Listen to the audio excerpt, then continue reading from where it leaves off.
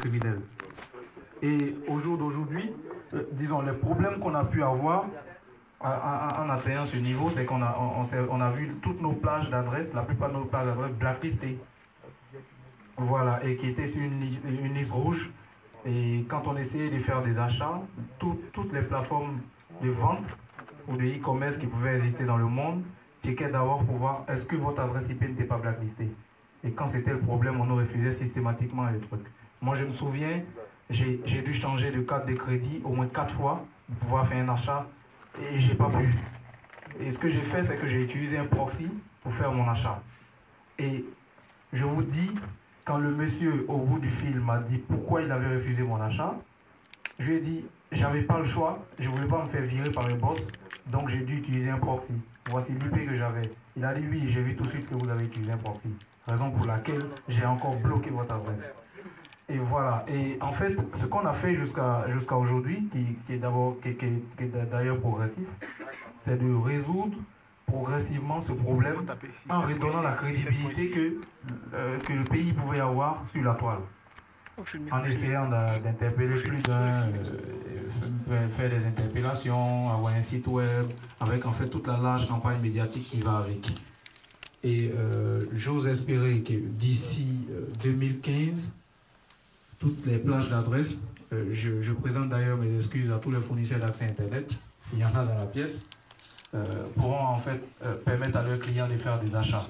Et maintenant, je pense que ça va, les cartes BIAO et autres, ça passe. Oui, je me souviens, oui, il y a des cartes qui passent, les Africards.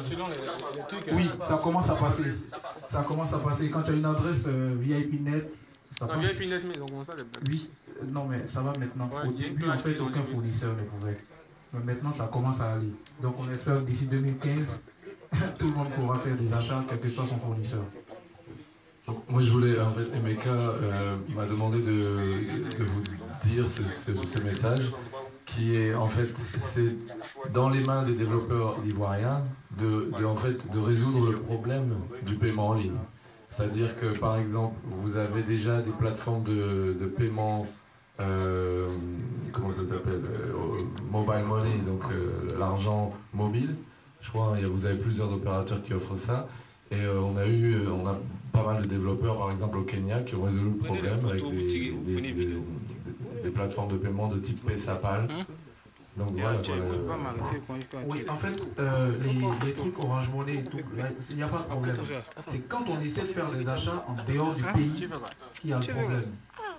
Donc, ce qu'on fait, c'est qu'avec les fournisseurs d'accès, on essaie d'envoyer des requêtes en continu aux différents propriétaires du système pour leur dire que celle-ci, certes, c'est l'équipe de réponse aux incidents qui dit que tel organisme est crédible pour pouvoir, disons, si vous voyez des adresses IP qui appartiennent à tel ISP, ça va. Et en fait, c'est un contrat on s'engage en fait à garantir la crédibilité de l'adresse IP qui vient. Voilà. Mais la grosse problématique, c'est pas justement de recevoir des paiements de l'étranger ou bien pour les transactions à l'intérieur du pays? En fait, non, de l'intérieur du pays, ça va. Avec les Orange Money, les MTN Money et autres, ça va.